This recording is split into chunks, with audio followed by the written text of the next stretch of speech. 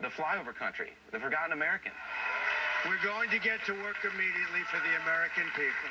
With the election of Donald Trump, Alex Jones has plans to expand InfoWars. More studios, more shows, more employees, more influence. I said the 91, I said the war has just begun.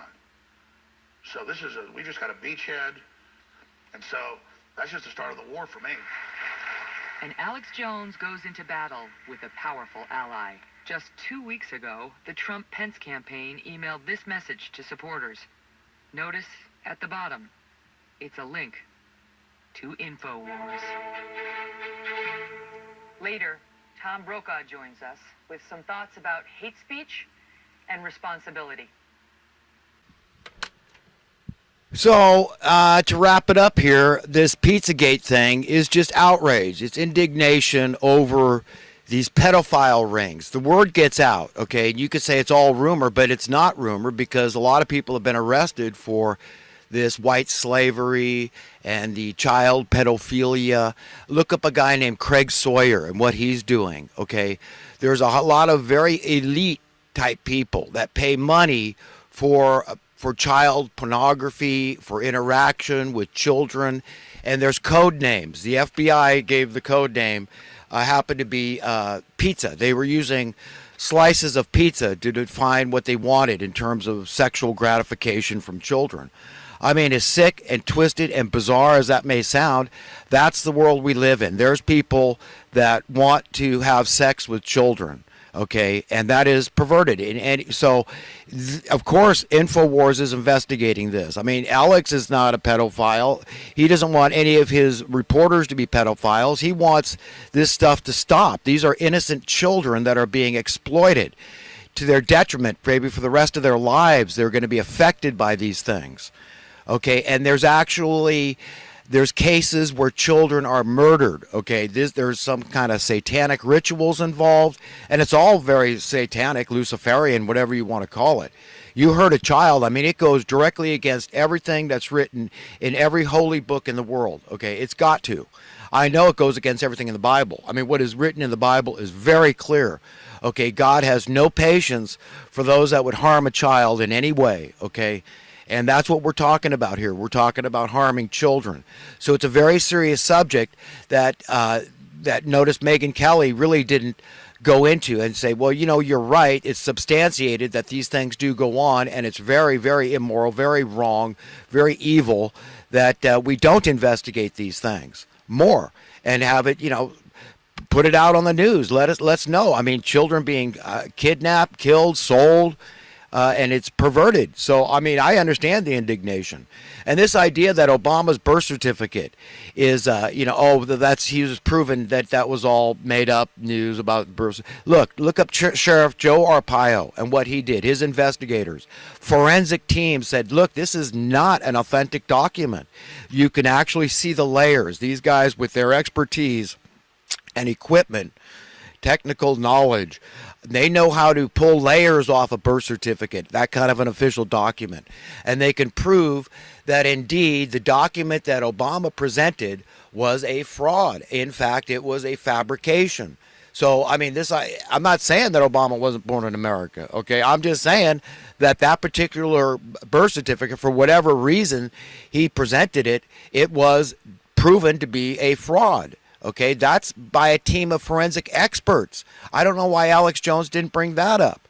Okay, but I think it's the heat. I mean, he said they took him, they whisked him away to some house that they had rented, NBC had rented for Megyn Kelly's interview, and they lit him like a ghoul. They like you take a flashlight, you light somebody from underneath, and they look ghoulish. So they wanted him to look bad. They wanted him to sweat it. And he's having a hard time. And as anybody knows that's had experience trying to think when it's hot, okay, it's a whole different ballgame. Your ability to be witty is diminished greatly. Okay, right now it's very close to 90 degrees where I am, and it's only 10 minutes past 10 in the morning. Okay, and it's expected to be well over 100 degrees where I am. And believe me, I'm not going to get into any debates with anybody because I know how my brain functions when it gets hot. So, I mean, Alex Jones was not on his game, but I think he didn't have any he didn't explode at Megyn, which I think is a plus. So he kept his cool all in all, and I think that he did pretty well. And I don't think they defamed him nearly as much as they would have liked to, with just this Sandy Hook thing. It's like, so what? The guy wants the truth and the whole truth and nothing but the truth, and there's all these discrepancies in the official story of Sandy Hook and Newtown and this massacre of school children. And he just wants to know what the hell's going on. And then he's talking to experts that are high up in the circles, these elite circles that know, like Steve Pieczenik.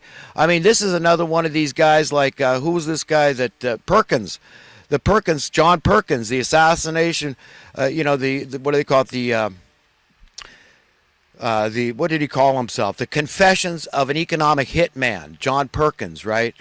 That's the kind of guy that Steve Pieczenik is, the spy versus spy kind of guy. He knows a lot of what's going on, and he still to this day holds that, no, the whole thing was a setup.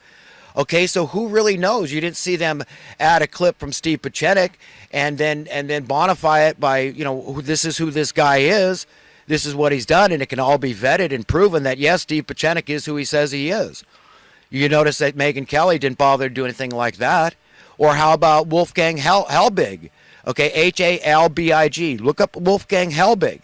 And this guy just wanted to get some answers. He just wanted to get his own satisfaction that everything happened on the up and up exactly the way he's told. And he was stonewalled, as was a former FBI agent who happened to be a relative of one of Alex Jones's InfoWars crew.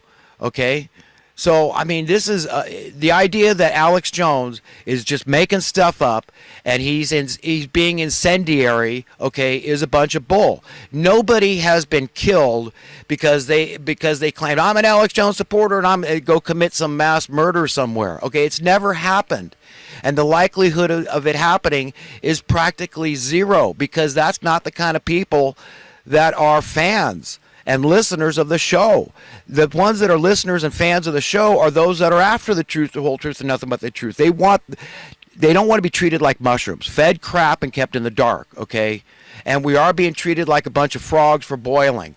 They're moving this Overton window, okay? This should have come up to talk about the Overton window, educate people about Saul Alinsky tactics, where you're doing the same thing that you're claiming other people are doing to divert the attention away from you because you're the guilty party. But the party you're framing, they're not so inclined to point fingers and condemn others. And so they skate. I mean, this is how it works. It's a very slimy, sleazy method of operating, but this is how a lot of people operate. And the mainstream media, we all know, for her to say, oh, it's a dodge or something, when he says, hey, point the finger over here, look at Iraq. Now we all say it's a mistake, but Madeleine Albright still says it's okay that all these children, thousands upon thousands, maybe hundreds of thousands of children were killed in that conflict. And now we all agree that it was wrong. Okay, when how many people were out there trying to stop it in the first place and say, no, Iraq didn't hit us on 9/11. What are we doing here? It's about money, power, control. It's about creating a conflict, a clash of civilizations. It's about propping up failed economies, okay, because there's money in a head count. And in disrupting things and bringing in business through this head count. Okay, ask your local chamber of communists if that's not true. The more the merrier. It's good for business. So that's their attitude to unbridled immigration. Okay, so I want to end it there. I know my tape is almost over. But, I defend Alex Jones. I don't defend everything he says or how he says it. He's got it. I think he's getting older and more mature, and he's moving away from the womanizing attitude, thinking that everybody thinks that's okay. They don't. It's a turnoff. People don't want to see that, especially on tape. I mean, even though it's real TV and it's really who he is, he's a horn dog. I mean, people don't want to know about it. And the women that he's got in his employ or being interviewed, they don't want to know about it generally, okay? That's, you got to get over that thing to think that, that's in any way interesting to the public. And then the profanities, you could do a lot less of the profanities. I mean, but this is something he would learn on his own. But I mean, family and friend close to him, they have to correct him. I mean, if you're somebody's friend, then it's your job. You've got to. I mean, if they're going to trust constructive criticism, they're going to trust it most, a guy like Alex, from the people closest to him, family and very close friends. You have to grab them by the shoulder and say, Alex, listen, man, I love you, and I just want the best for you. And I just, look, you're going to be hated. Don't worry. Just exposing the evildoers in the world, okay? They're going to hate you.